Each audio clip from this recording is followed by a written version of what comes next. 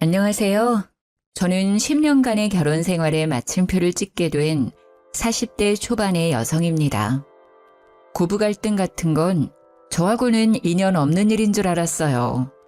저희 집도 할머니 모시고 살았으니까 제 나름대로 자신은 있었거든요. 그렇지만 저 혼자 노력한다고 해결될 일이 아니더라고요. 저와 남편의 결혼은 시작부터 삐걱거렸습니다. 그때는 그게 다 액땜하는 거라는 주변인들의 말에 고개를 끄덕이며 제가 할 수 있는 모든 걸 할 수밖에 없었죠. 결혼 때 친정도 시댁도 반대가 있었어요. 친정 부모님은 남편이 장사하는 게 마음에 안 들었고 시댁은 제가 평범한 회사원이라는 게 마음에 안 들었던 모양이에요. 제 직급이 높아서 월급은 남편보다 더 많이 벌었기에 친정엄마는 매번 저에게 더 좋은 데 시집 갈 수 있는데 왜 꼭 장사하는 사람하고 결혼하냐고 했죠. 시댁은 시댁대로 좀 더 높은 급의 며느리를 원했나 봐요. 며느리에도 급이 있다는 것도 웃기긴 하지만 일찍 돌아가신 시부의 직업이 교육자라서 그런지 며느리만은 사회적으로 높이 쳐주는 직업을 원하신 것 같더라고요. 상견례에서 시모는 합가를 조건으로 결혼을 허락하겠다고 했어요. 합가라고 해봐야 시모가 시부의 유산으로 구매한 지방의 3층짜리 작은 건물이고 2층이 시모, 1층이 카페, 3층에 저희가 들어가는 거였어요. 아래층 위층이지만 아예 같이 사는 건 아니라 저도 허락했어요. 시모가 저를 탐탁지 않게 여겼지만 처음부터 심하게 군 건 아니었어요. 고부 갈등은 시동생에게 결혼할 여자가 생기면서 시작됐죠. 저의 동서가 될 사람은 큰 병원의 간호사였습니다. 대학병원은 아니지만 중간 정도는 되는 병원이었죠. 시모는 시동생이 하는 말을 다 들어주더라고요.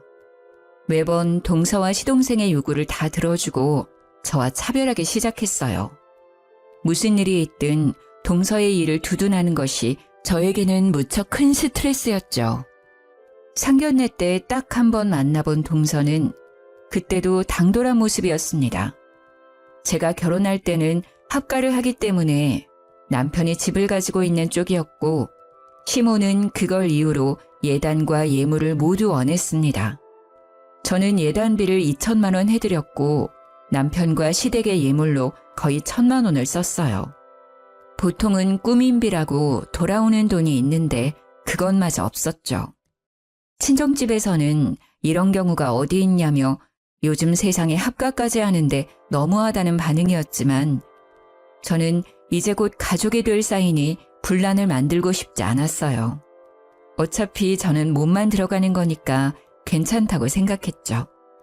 그런데 이번에 시동생이 집에 와서 하는 이야기를 들으니 상견례 때의 그 당돌한 모습의 동서가 생각나더라고요. 엄마, 여자친구가 꾸민비로 명품백을 달라고 해. 혹시 해줄 수 있어? 명품백? 얼마짜리길래 이렇게 조심스럽게 물어봐? 한 1,000만 원짜리인데 진짜 예쁘고 어디 가서 자랑하기 좋아. 1,000만 원요? 여자친구가 예단비로 1,000만 원 보냈다고 하지 않았어요? 그런데 1,000만 원짜리 백을 꾸민비로 돌려주는 건 어머님이 좀 힘들지 않으실까요? 1,000만 원이 무슨 대수야. 내 아들이랑 결혼하는데 그 정도는 해줘야지. 큰일하는 며느리한테 그 정도는 있어야 되지 않겠어? 저는 시모의 그 말에 서운한 기분을 느껴야 했어요. 저 결혼할 때는 꾸민비는커녕 저희 집에도 해준 게 하나도 없으면서 동서에게는 뭐든 다 해주려는 시모의 모습에 차별을 느꼈거든요. 그래도 이해하려고 했어요. 상황이 다른 거고 우리는 우리대로 집에 대한 부담은 없으니까요. 그런데 그 뒤에 시동생의 입에서 나온 말은 저를 참을 수 없게 만들었어요. 그리고 엄마, 우리 이번에 신혼집은 병원 근처로 구할 건데 아파트 들어갈 때 돈 좀 보태줘. 우리는 아직 모아놓은 돈이 많이 없어서 엄마가 좀 해주면 좋을 것 같은데. 그래? 병원 근처면 우리 집 근처기도 하네. 그러면 내가 좀 도와줄게. 어머님, 진짜 집 구할 때 돈 해줄 거예요? 못할 건 뭐가 있니? 남자가 집도 없이 어떻게 결혼을 해? 어머님, 제가 참고 넘어가려고 했는데 이건 좀 아닌 것 같아서 말씀드릴게요. 저 시집 올 때 합가하라고 하면서 돈 한 푼도 저희한테 안 주신 거 아시죠? 게다가 저 결혼할 때 3천만 원 넘게 썼어요. 그래도 명품백은커녕 꾸민비도 못 받았고요. 그런데 도련님 결혼할 사람한테는 명품 가방도 주시고 집까지 해주신다고 하면 제가 기분이 좋지 않을 거 뻔히 아시잖아요. 넌 말 참 웃기게 한다. 그래서 네가 나한테 돈 맡겨놨니? 네가 뭔데 나한테 돈을 줬네 안 줬네 하는 거야. 너 결혼할 때도 내가 반대했는데 합가하는 조건으로 네가 결혼하기로 한 거잖아. 네가 그렇게 해도 좋다고 해놓고 왜 지금에 와서 그러는 건지 나는 도통 이해가 안 가는구나. 어머님, 그렇게 말씀하시면 안 되죠. 솔직히 어머님 수발 들면서 모시고 사는 사람은 우리잖아요. 고생은 저희가 다 하는데 눈에 띄게 저희 부부랑 도련님네 차별하시잖아요. 아니, 1,000만 원을 보내면서 꾸민비로 1,000만 원을 돌려달라는 건 무슨 심보예요? 도련님이 한번 말씀해 보세요. 네? 제가 결혼할 때 정장 한 벌 받으셨잖아요. 안 그래요? 시동생은 아무런 말도 못하고 있었고 시모의 얼굴은 귀신처럼 험악해졌어요. 그래도 어쩌겠어요. 저도 참을 대로 참았고 할 말은 해야겠다 싶었거든요. 너 정말 이기적이구나. 꼭 그렇게 시동생한테 매몰차게 굴어야겠어? 그래, 까놓고 이야기해보자. 네 동서될 사람이 너보다 대단해 보이니까 샘나니? 그래서 나한테 줬던 돈 아깝다고 이 난리인 거야? 그럼 너도 고만고만한 회사가 아니라 큰 회사에 다니지 그랬어? 대접받고 싶으면 그런 일을 하면 되는 일이야. 네 능력이 안 돼서 이 정도 취급받는 걸 왜 나한테 그러는 거야? 시모의 말에 저는 어이가 없었습니다. 제가 대기업이 아니라는 이유로, 능력이 없다는 이유로 제가 살아온 인생을 부정당하는 느낌이었거든요. 어이없는 제 표정을 보고도 남편은 아무 말도 없었습니다. 저는 남편을 쳐다봤죠. 무슨 말이라도 하라는 눈빛을 보냈는데 시모가 그걸 보고는 선수치더라고요. 예, 내가 이래서 너 결혼할 때 반대한 거야. 이제 알겠니? 어차피 이혼 도장 찍으면 남될 사람이니까 네 와이프가 뭐라고 해도 넘어가지 마. 어머님, 무슨 말씀을 그렇게 하세요? 알겠어요. 어머님이 계속 이런 식이면 저희도 분가할게요. 제게서 받아가신 예단 예물에서 동서에게 줄 명품 가방 가격만큼만 꾸민비 명목으로 돌려주세요. 그 외에 저희는 돈 같은 거 필요 없어요. 알아서 집 구해서 나갈 테니까 그렇게 아세요. 아, 그러면 딱 됐네요. 도련님이랑 동서될 사람 둘이서 저희 살고 있는 3층에 들어와 살면 되겠네요. 그쵸?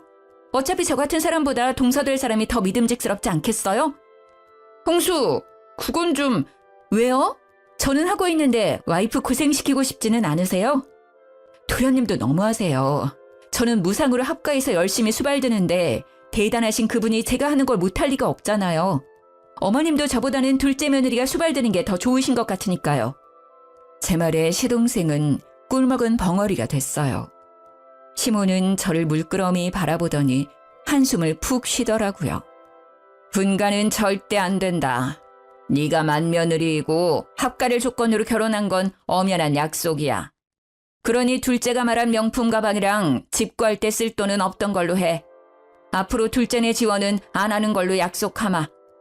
결국 분가 이야기를 꺼내고서야 이야기는 일단락이 됐어요. 도련님 내에 지원이 없는 걸로 하고 나서야 제 마음도 풀렸거든요. 제가 못되게 군 것도 사실이기는 하지만 세상에 어느 며느리가 대놓고 차별하는데 가만히 있어요? 근데 이 이후에 남편의 행동이 더 가관이었어요. 저희가 3층으로 올라오자 남편이 대놓고 말하더군요. 당신 꼭 그렇게까지 해야 했어? 동생이 형수를 어떻게 생각하겠어? 자기들 결혼 파토 내려고 작정한 사람이라고 생각할 거 아니야. 생각 좀 하고 말해. 그리고 엄마 말이 구구절절 다 맞잖아. 그 돈이 당신 돈도 아니고 엄마가 엄마 돈 마음대로 쓰겠다는데 당신 왜 이래라 저래라 난린데. 그래서 당신 그 자리에서 한마디도 안 했어? 웃기지도 않아. 내가 왜 화를 냈는지 몰라서 나한테 화내는 거야? 딱 봐도 차별하시는 게 눈에 보이는데 어떻게 화를 안 내고 넘어가? 게다가 당신은 동생네가 다 가져가는 게 화나지도 않아? 아니, 화는 안 내도 그게 부당하다는 생각 정도는 해야지. 내가 어머님한테 무슨 일 있을 때마다 매번 불려가서 일 처리해 주는 거 알지? 며느리이자 같은 집에서 살기 때문에 가능한 거야. 나도 분가하면 그 짓거리 안 해도 상관없지. 그때는 자기가 해야 하는 거니까. 나한테 대리효도 시켜놓고 뭐? 고맙다고 해도 모자랄 판에 나한테 화를 냈다 이거지? 아니, 그건 고맙게 생각하고 있지. 그치만 그건 그거고 이건 이거지. 당신은 그게 문제야. 당신이 제일 잘나고 당신이 제일 힘들다고 생각하는 거. 당신보다 대단한 사람 널리고 널렸어. 자기가 아무리 회사에서 잘 나가는 사람이라도 우리 집에서는 가족의 일원으로 며느리답게 행동해야 하는 거야. 어째서 그런 기본적인 일조차 모르는 건데? 회사에서 그런 건 안 가르쳐줘? 어? 지금 말 다 했어? 내가 언제 나 잘났다고 했어? 부자부자 하니까 사람을 우습게 알고 당신 해야 할 일을 내가 해주니까 그게 당연한 줄 알지? 알았어. 당신이 그렇게 생각하는 거 보니 나도 이제 어머님 모시는 일 안 할게. 당신이 더 잘한다는데 못하는 나한테 맡겨? 며느리답게 행동하라고? 그럼 며느리 대접을 좀 하라고 말씀드려줄래? 어이가 없어서 내가 시댁 들어와서 살고 있으니까 네가 대단한 사람이라고 생각하나 본데 나도 우리 집 가면 귀한 딸이야. 이런 집에서 이런 대접받을 사람 아니라고. 열받은 제가 시댁과 관련된 모든 일을 스톱하고 나서야 남편은 제게 사과를 했어요. 하지만 이미 제 마음속에는 남편이 제 편이라는 철석 같은 믿음이 사라졌죠. 누가 이런 놈을 내 편이라고 믿겠어요? 이날 진짜 남편이 왜 남의 편인지를 알게 됐죠. 이상하게도 남편은 시댁 식구들이 있을 때나 시댁과 관련된 일이면 항상 저를 무시하거나 까내리는 말을 많이 했었거든요. 그게 무엇 때문인지를 알 수 없는 저는 내내 꺼림칙한 마음으로 답답함만 늘어갔었죠. 그렇게 시댁과의 골은 한 번 생기니 좀처럼 사라지질 않더라고요. 그리고 대망의 이혼 결심의 날이 다가왔어요. 시동생이 결혼하고 3년째가 되던 명절이었어요. 설날을 맞이하는 저희 시댁은 분주했어요. 설 바로 전날에 제사가 하나 있었거든요. 그날에 모여서 전을 부치고 준비를 해야 하는데 연차를 쓰기가 힘들었어요. 그렇지만 맏며느리이기도 하고 이런 일에는 오해가 생길 일이 많으니 최대한 참석하려고 노력했죠. 다른 직원에게 황금 연휴 연차를 양보하겠다고 하고 아침부터 저는 전을 부치러 내려갔죠. 그런데 내려가니 어머님만 덩그러니 있더라고요. 어제 장을 보러 가야 했는데 제가 연차를 쓰기 위해 무리하게 야근을 하는 바람에 못 갔거든요. 미리 이야기해두어서 동서가 장을 봐왔을 거라고 생각했는데 장을 봐두지 않았더라고요. 어머님, 어제 장 안 보셨어요? 그래, 네가 없는데 어떻게 장을 보러 가니? 저 야근이라서 일해야 하니 동서랑 같이 갔다 오시라고 말씀드렸잖아요. 동서한테도 연락해놨는데. 어제는 둘째도 바쁘다고 해서 오지 말라고 했다. 그렇다고 나 혼자 갈 수도 없고. 일단 장부터 보고 오자. 재료 손질해놓고 손 가는 것만 대충 해놓으면 내일 제사 지내기 전에 음식하기는 쉽겠지. 전만 오늘 부쳐놓으면 되지 않겠니? 그럼 동서 오면 같이 가요. 이제 곧 올 시간이잖아요. 네 동서는 오늘 못 온다고 연락 왔다. 일하느라 바쁘다고 하는데 오지 말라고 했어. 어머님, 동서 이 집 식구들인 지 벌써 3년째예요. 어떻게 매번 제삿날만 되면 못 온다고 해요? 진짜로 일 있어서 못 오는 거 맞아요? 넌 꼭 말을 그런 식으로 해야겠니? 바쁘겠지. 큰 병원 간호사가 얼마나 바쁘겠어. 네가 이럴 때는 이해 좀 하고 넘어가. 괜히 트집 잡지 말고. 그럴수록 너 텃세 부리는 거로 보여. 그럼 내일은 몇 시쯤 온대요? 일 끝나면 6시니까 7시면 오겠죠? 오늘 제사 음식 끝내놓고 내일 설 명절 음식 새로 해요. 7시쯤 동서 오면 같이 준비하면 되겠네요. 아니야, 네 동서 이번 설에는 좀 많이 바쁘대. 네? 그게 무슨 말이에요? 제사랑 명절 때 네 동서 안 온다는 말이야. 아니, 병원에서 여기까지 차 타고 겨우 10분이에요. 동선의 집에서는 15분밖에 안 되고요. 저녁 먹고 잠시 와도 될 거리밖에 안 되는데 왜 못 와요? 바쁘면 그럴 수도 있지. 뭘 그렇게 화를 내? 일부러 못 온다니? 그리고 네가 있으니까 나도 맘 편하게 안 와도 된다고 했어. 고작 장보고 전 부치는데 세 사람이나 있을 필요 있어? 어머님, 그런 말씀 하시면 안 되죠. 동서가 시집 오고 나서 전 한 번 붙이는 걸 못 봤어요. 매번 제사 때마다 바쁘다고 하고 명절 당일에 와서 밥만 쏙 먹고 가버리고 염치가 없는 것도 유분수지. 자기가 안 오면 다른 사람들 고생한다는 생각은 안 하는 거죠? 너 지금 너 혼자 고생한다고 나한테 뭐라 그러는 거니? 네가 맏며느리로 들어왔으면 당연히 해야 할 일이지. 손아래 사람을 보듬어줄 생각을 해야지. 매번 이렇게 흉을 보고 텃세를 부리니 둘째가 정을 못 붙이는 게야. 마음을 좀 곱게 써. 저도 바쁜데 다른 사람한테 사정하며 부탁해서 여기 온 거예요. 자기만 바쁜 게 아니라는 걸 왜 몰라요? 다 큰 성인이? 그런 일이 있으면 저한테도 전화해서 알려야 하는 거 아니에요? 그리고 정을 붙이려면 얼굴을 봐야 미운 정이든 고운 정이든 들 거 아니에요. 어떻게 제삿날 얼굴 한 번을 못 봐요? 그리고 제가 고생하는 거 알고 계시면서 어머님은 어떻게 동서한테 맘 편히 오지 마라는 말을 하실 수 있으세요? 그럼 어떡하니? 일은 못 뺀다는 애를 강제로 어떻게 오게 해? 정 그렇게 둘째를 오게 하고 싶으면 네가 하든지. 결국 제사 음식 준비는 제가 다 했어요. 오지 않은 동서도 얄미웠지만 그런 동서를 무조건 두둔하고 있는 시모가 더 밉더라고요. 저를 탐탁지 않게 여기는 건 알고 있었지만 이렇게 대놓고 사람을 차별하는 건 역시 화났거든요. 제 기가 죽지 않은 것만으로 다행이라고 생각할 만큼 동서에 대한 시모의 애정은 대단한 것이었거든요. 제사를 지낸 다음 날 명절 준비를 하러 내려가려는데 전화가 왔어요. 친정엄마의 번호를 보고 전화를 받았더니 엄마의 목소리가 심상치 않더라고요. 야, 너 빨리 좀 와봐라. 너희 아버지가... 아유... 말을 잇지 못하고 흐느끼기만 하는 엄마의 목소리에 저도 놀랐어요. 엄마, 무슨 일인데? 울지만 말고 이야기를 해봐. 아빠 무슨 일 있어? 네 아빠 사고 났어. 교통사고가 크게 나서 지금 수술실에 들어갔어. 지금 엄마 혼자 여기 있는데 너무 무섭고 몸이 후들거려서. 저는 눈앞이 캄캄해지는 걸 느꼈어요. 수술이라니 그만큼 큰 사고라는 걸 뜻하니까요. 게다가 흔들리는 친정엄마의 목소리가 너무 불안해 보여서 빨리 병원으로 가보기로 했어요. 엄마, 주소 좀 보내. 내가 그리로 지금 당장 갈게. 전화를 끊고 나서 저는 아직 누워서 꿈틀거리는 남편에게 말했어요. 나 잠깐 나갔다 올게. 우리 아버지 병원에 계시나 봐. 잠깐 상황 좀 보고 올 테니까. 제사는 저녁에 지내는 거고 밑준비나 전부치기는 끝내놓았으니 오전 중에 잠시 갔다 오면 될 거라는 생각으로 가볍게 말해두고 나왔어요. 친정엄마가 준 병원 주소는 하필 동서가 일하는 병원이었어요. 수술실을 물어 찾아가니 친정엄마가 그 앞에서 덜덜 떨며 수술실 문만 바라보고 있더라고요. 그 모습이 안쓰러워 다가가서 안아주었는데 엄마가 말을 제대로 못하더라고요.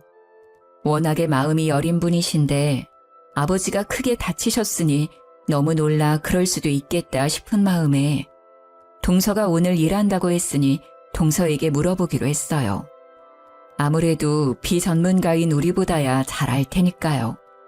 그래서 간호사들이 모여있는 간호데스크를 찾아갔어요. 저기, 안녕하세요.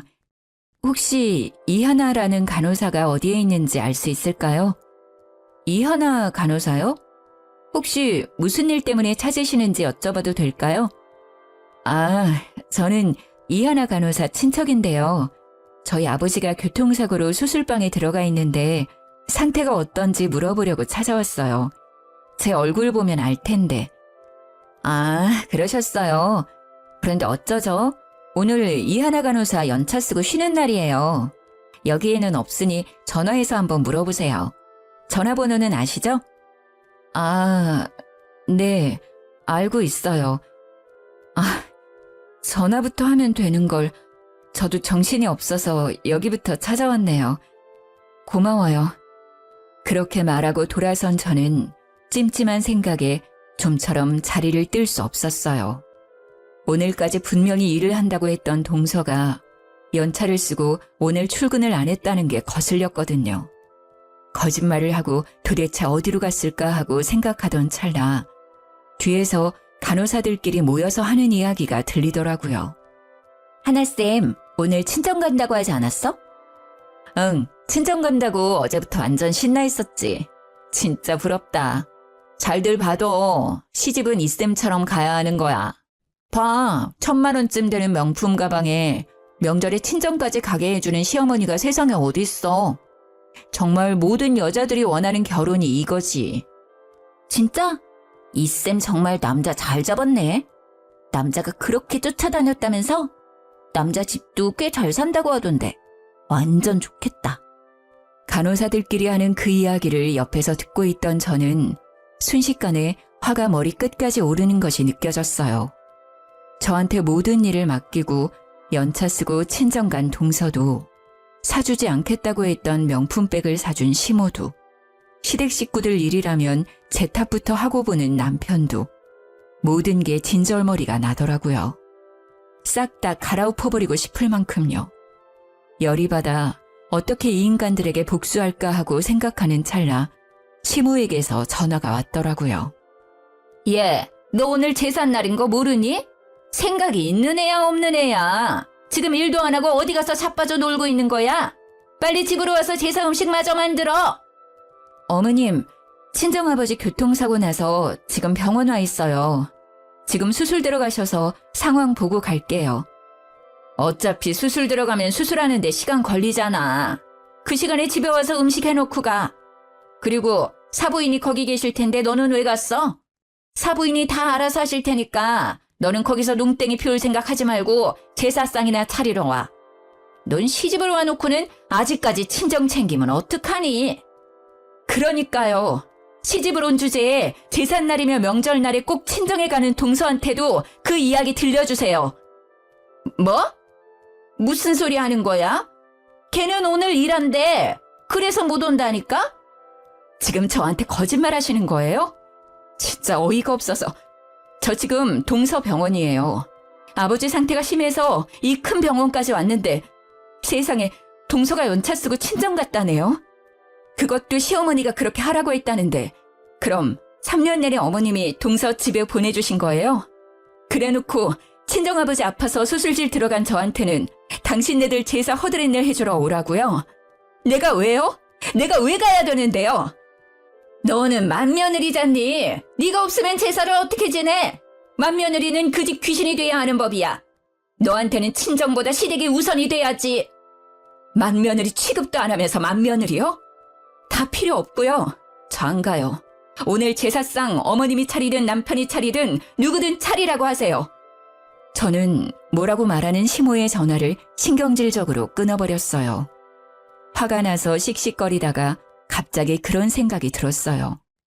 안 해주겠다던 명품 가방을 해줬다면 지금 동서가 살고 있는 그 집도 시모가 돈을 보태줬지 않을까 하고요.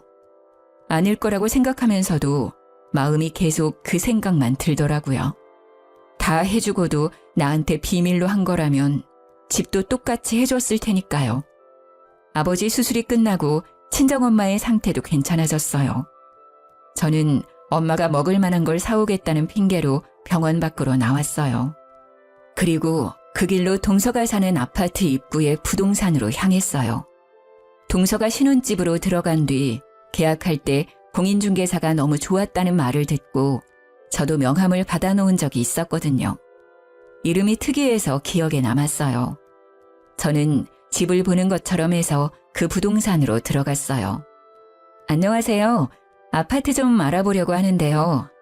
직접 들어가 볼 건 아니고 요즘 시세만 좀 알아보고 싶은데 괜찮을까요? 그럼요. 들어오세요.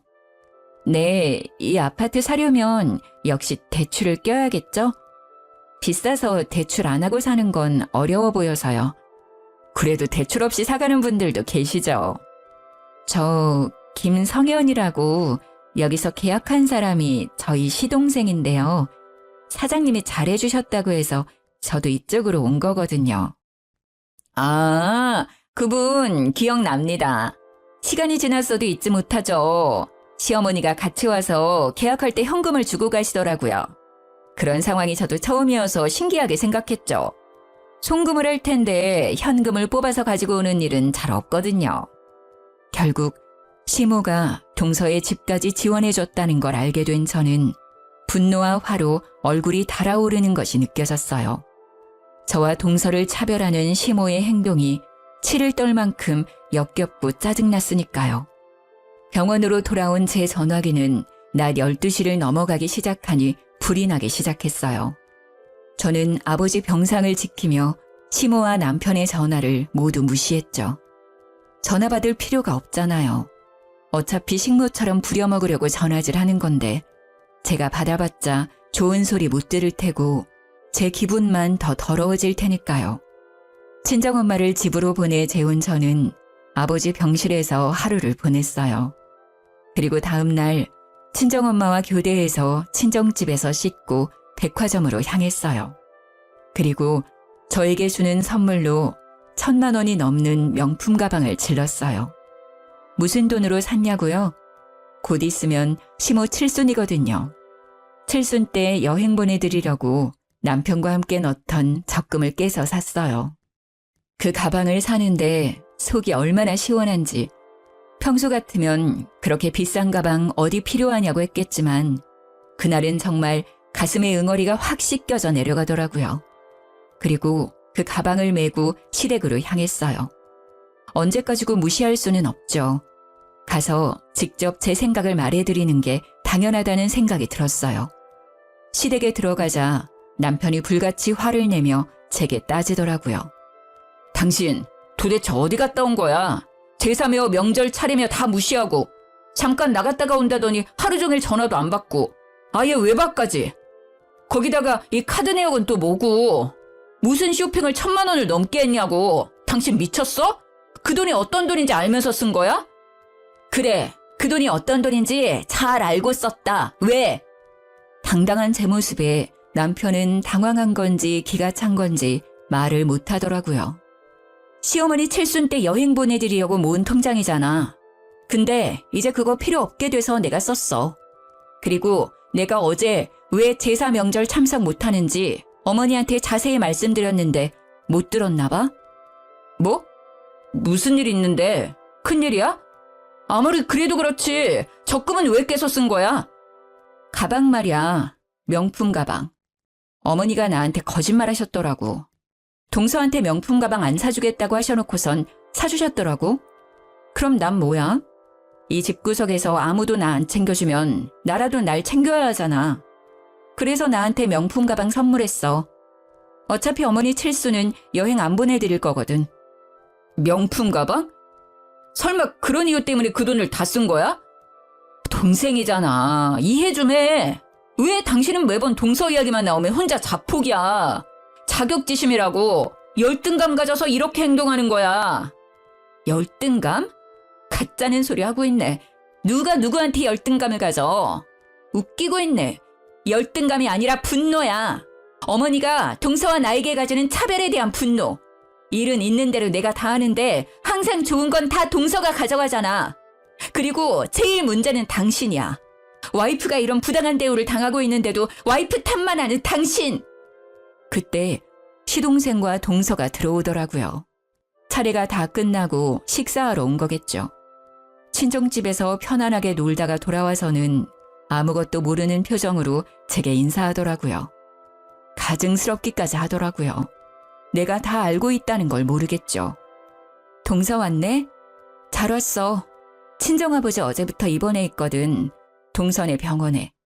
그래서 오늘은 동서가 뒷정리해줘. 형수님, 제사상 차리고 치우는 거 힘든 거 알고 있는데 꼭 힘들게 일하고 온 사람한테 일을 시켜야 속 편하겠어요? 힘들게 일을 하고 왔어요? 어디서요? 이상하네요. 저희 아버지 동선의 병원에 입원했는데 동선은 연차 쓰고 친정 갔다고 하더라고요. 혹시 동명이인일까요? 그것도 아니면 동서 병원 옮겼어? 빈정대는 제 말투에 동서의 얼굴은 새파랗게 질리고 시동생의 얼굴도 아차하는 표정이더라고요. 다 알고 있어요. 그러니까 앞으로 제사상 차례상은 동서가 차려. 나는 앞으로 일절, 명절 제삿날에 안 올 거니까. 예, 맏며느리가 차례상을 안 차리면 어떡해? 그리고 제사상도 그렇지. 며느리가 둘인데 무슨 상관이에요? 맏며느리가 아니라 식모겠죠. 죽어라 일하는 저는 일하는 게 당연한 거고 맏며느리 몰래 명품백 사준 둘째 며느리는 일 안 하는 게 당연한 거예요? 그리고 집까지 해주셨다면서요. 그 정도로 많이 받았으면 그만큼 일을 열심히 하겠죠. 저는 명품백도 집도 받지 않았으니 제 마음대로 하려고요. 무슨 말을 이렇게 싸가지 없게 해? 아, 그리고 당신 우리 분가할까? 분가는 무슨 분가야. 멀쩡한 집 놔두고 왜 나가려고 하는데? 그리고 무슨 일만 생기면 분가하자고 협박하는데 그거 이제 안 먹혀. 나는 안 할 거야. 나가려면 당신 혼자 나가. 그래? 그럼 더 좋지. 알았어. 당신 말대로 내가 나갈게. 이혼해서 갈라서면 딱 되겠네. 이미 이혼을 향한 마음이 반쯤 기울어져 있었기에 저는 남편의 말에 흔쾌히 이혼을 받아들이려 했어요. 남편의 의도가 이혼이었건 아니었건 상관없었어요. 그냥 이 개떡 같은 집구석에서 빠져나가고 싶은 마음뿐이었거든요. 어차피 저야 월급도 빵빵하고 직급도 높아서 남편보다 더 잘 벌고 있었거든요. 그리고 결혼할 때 사둔 땅값도 꽤 많이 올라서 조만간 팔 생각이었거든요. 그 땅값이면 저랑 딸 둘이 살 집 정도는 충분히 마련할 수 있거든요. 이혼이라는 말에 남편의 낯빛이 싹 바뀌더라고요. 뭐 이해해요. 이혼까지 생각한 건 아니었을 거예요. 그런데 홧김에한 이야기라도 뱉으면 담을 수 없는 거 아니겠어요? 여보, 잠깐만. 내가 언제 헤어지자고 했어? 그냥 잠시 별거 정도로 생각하고 한 말이야. 갑자기 왜 이혼이라는 말이 나온 거야? 다 필요 없고 그냥 이혼해. 당신 나랑 같이 있고 싶지 않다며. 싫은데 왜 같이 있어? 그냥 헤어지는 게 깔끔하고 좋지. 그러니까 내가 이혼하고 나가줄게. 그럼 됐지? 갑작스런 저의 이혼 선언에 모두들 혼란스러워 보였습니다. 특히 동서의 얼굴이 멍하더라고요. 저는 콕 집어 동서에게 친절하게 말해줬어요. 나 이혼하면 동서가 3층에 들어와서 살면 되겠네. 딱 좋겠어. 어머니도 동서 그렇게 좋아하는데 얼마나 잘해주시겠어. 어머니도 능력 있는 동서가 봐주시는 게 좋잖아요. 안 그래요? 여보, 제발 그런 말 하지 마. 당신이 왜 나가? 이렇게 한번 싸운 걸로 이혼 이야기 나오는 건 좀 너무한 거 아니야? 일단 진정하고 마음을 가라앉힌 뒤에 다시 이야기해보자. 한 번 싸운 거라고? 당신이 매번 시댁 식구들 앞에서 낚아내리는 거 참는 것도 이제는 한계야. 막말로 내가 당신보다 돈 더 잘 버는 것도 사실이고 당신보다 능력 좋은 것도 사실이잖아. 그러니까 애는 내가 데려갈게. 어차피 당신이 데려가봐야 친권 양육권 뺏길걸? 아니, 이게 다 무슨 소리야? 네가 우리 아들보다 돈을 어떻게 더 많이 벌어? 네가 무슨 능력이 돼서 우리 손녀딸을 데려간단 말이야? 어머니, 좀 그만하세요. 이 사람 회사는 중소기업이라도 직급이 높아요. 월급이 제 한 달 버는 돈에 배가 넘는다고요. 가지고 있던 재산도 저보다 더 많고요. 남편의 말에 시몬은 깜짝 놀라며 제 얼굴을 쳐다보더라고요. 이제껏 급이 낮다고 생각했던 며느리가 생각보다 큰 돈을 버는 사람이라는 걸 알게 돼서 놀라신 것 같았지만 이제는 저하고 상관없는 이야기죠. 이혼 선언 후 3층으로 올라가자 남편이 쫓아와서는 제 손목을 붙잡고는 애원하더라고요. 나는 절대로 이혼 못해줘. 왜 당신이랑 나랑 헤어지는 건데? 어머니가 저러는 거 하루 이틀 일도 아니고. 동생네는 내가 앞으로 단속 잘할게. 이혼 이야기 꺼내지도 마. 나 진짜 궁금해서 그러는데 당신 왜 시댁 식구들이랑 있으면 나를 그렇게 모자란 사람처럼 만들었어? 이상하게 나만 못 살게 군 이유가 뭐야? 그건 자기가 너무 잘 나가니까. 내가 밖에서는 항상 당신 들러리 같은 존재라 집에서만큼은 주인이고 싶었다고. 남편의 말에 비웃음도 나오지 않았어요. 들러리 같은 존재. 자신의 자격지심으로 이제껏 저를 괴롭히고 고부 갈등에도 아무런 방어를 해주지 않았다는 게 괘씸하고 열받았지만 이것도 이제는 끝인 거죠. 그래, 마누라 까내리고 얻은 그 자존감 오늘까지겠네. 당신이 그러지만 않았어도 내가 버는 돈은 다 자기 거였어. 넌 줄 한 번 잘못 써는 바람에 다 날아가게 생긴 거라고. 다 됐고 어머니랑 살면서 우리 애한테 줄 양육비나 까먹지 말고 잘 챙겨. 내가 당신보다 잘 산다 해도 양육비는 내가 아니라 당신이 딸한테 보내는 거니까. 그 정도 아빠 노릇은 잘할 거라고 생각할게.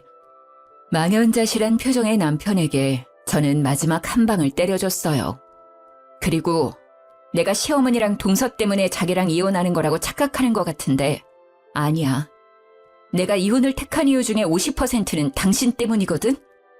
힘들 때 도와주기는커녕 내 탓으로 돌리고 당신 위해서 한 일들을 욕심 많은 여자로 치부한 당신 탓. 저는 애를 데리고 그날부로 친정으로 돌아왔어요. 제 명의의 땅을 팔아서 소형 아파트를 샀고 친정 근처에 집을 사서 육아도 친정 부모님과 같이 하고 있어요. 그 뒤로 남편과는 이혼 이야기가 아니면 연락을 끊고 살았어요. 그러다가 한번 시모를 만난 적이 있었어요. 이혼 후 첫 추석 연휴 때 백화점에서 마주쳤죠. 저는 딸이랑 친정엄마 모시고 백화점에서 쇼핑을 하고 있었어요. 아버지 일로 고생한 엄마에게 옷 한 벌 사드리려고요. 집에서 쉬고 계신 아버지가 좋아하는 디저트를 사러 식품관에 갔다가 시모를 딱 마주쳤어요. 그 얄미운 얼굴을 보니 생각이 나더라고요. 시모의 생일이 추석 연휴 근처였거든요. 안녕하셨어요? 장 보러 오셨나 봐요? 오늘이 생신이셨죠? 전 시모는 갑자기 제가 말을 걸자 당황한 듯 보였어요. 그래, 오랜만이구나. 아직도 내 생일을 잊어버리지 않았네. 그렇죠. 같이 산 세월이 있는데 그렇게 쉽게 잊을 리 있겠어요? 동서는 같이 안 온 걸 보니 여전히 바쁜 모양이에요. 혼자서 장 보시는 거 싫어하시면서. 동서 이야기에 시모의 얼굴이 싹 굳어지더니 그렇게 귀해하던 동서의 욕을 하기 시작하더라고요. 그년 이야기는 꺼내지 마라. 내가 둘째 생각만 하면 자다가도 혈압이 오를 정도란다. 망할 것들이 합가하라고 했더니 합가 안 하겠다고 떼쓰고 매번 바쁘다는 핑계로 설이며 추석이며 나 혼자 지내고 있어. 생일상 받을 나이에 생일상 차리고 있으니 화가 나지 않겠니? 합가하고 집 살 때 들어간 돈 내놓으라고 했더니 세상에 연락을 뚝 끊어버리고는 그 집 팔아버리고는 직장까지 옮긴 거 있지? 기도 안 차서 이제는 둘이 어디 있는지 알 수도 없어서 첫째랑 둘이 살아. 대학병원 간호사래서 그렇게 잘해줬는데 시아버지 유산을 모두 들고 날라버린 천하의 몹쓸 년이었어. 내가 미쳤지. 그런 년을 며느리라고 들인 내가 미친 거야. 게다가 둘째는 그년한테 완전히 빠져가지고는 결국 제가 예상한 대로 됐더라고요. 합가는 안 할 거라고 생각했어요. 그런데 집도 팔고 직장까지 옮겼다는 이야기에는 저도 너무 놀랐어요. 그 정도로 싫었을까요? 하긴 제가 없으면 시모의 그 성격을 모조리 다 받아줬어야 했을 텐데 그걸 감당이나 할 수 있었겠어요? 솔직히 돈을 다 가져간 건 너무했다고 생각하지만 그렇게 차별하더니 고소하다는 생각만 들었어요. 제가 나쁜 년이 된 것 같지만 어쩌겠어요? 나를 이렇게 만든 사람도 그 집 사람들 때문인데. 그러셨어요? 사정이 참 딱하게 됐네요. 그렇게 돈 가지고 나르면 찾기 힘들지 않을까요? 돈 빌려주실 때 그런 이야기 확실하게 하셨으면 이런 일은 없었을 텐데. 워낙 믿으셨으니까요. 그래도 급이 다른 며느리잖아요. 좀 있으면 돌아오겠죠. 돌아오기만 하면 아주 두 사람 떼어놓고 절대로 이 집안이 들이지 못하게 할 거야. 이게 사기꾼이지 어떻게 며느리가 할 짓이야. 내가 보니 둘째가 그 여자한테 완전히 콧개인 것 같아. 그러니 그 여자 하자는 대로 다 하지. 아유, 사람 하는 집에 잘못 들였다가 이게 무슨 난리인지. 그래도 첫째 아드님 계시니까 서로 의지하며 살면 되겠네요. 급이 높은 며느리 다시 맞이하면 편해지실 거예요. 에휴, 그놈도 글렀어. 가게도 망하고 결국은 힘쓰는 일 하고 있거든. 나는 사실 네가 돌아와주면 정말 좋을 것 같은데. 그건 안 되겠지? 확실히 네가 일도 잘하고 얼마나 나를 잘 받들었니. 그때 생각하면 진짜 지금은 아휴. 여전히 반성은커녕 본인 생각만 하고 있는 모습에 저는 소름이 끼칠 것 같았어요. 다시 돌아오라는 말은 와서 일하라는 것과 뭐가 다르죠? 여전히 며느리를 식모쯤으로 생각하는 그 시모의 태도가 참으로 화가 났어요. 그렇지만 화낼 필요는 없잖아요. 어차피 저와는 이제 남이고 2번 다시 만날 일 없으니까요. 그러게 있는 며느리한테 잘하셨으면 생일에 밥 한 끼 못 얻어 드시지는 않았을 텐데 안타깝게 되셨어요. 좋은 며느리 찾을 수 있길 바랄게요. 단칼에 거절하는 제 모습에 희망이 보이지 않았는지 전 시모는 다시 동서의 욕을 하더라고요.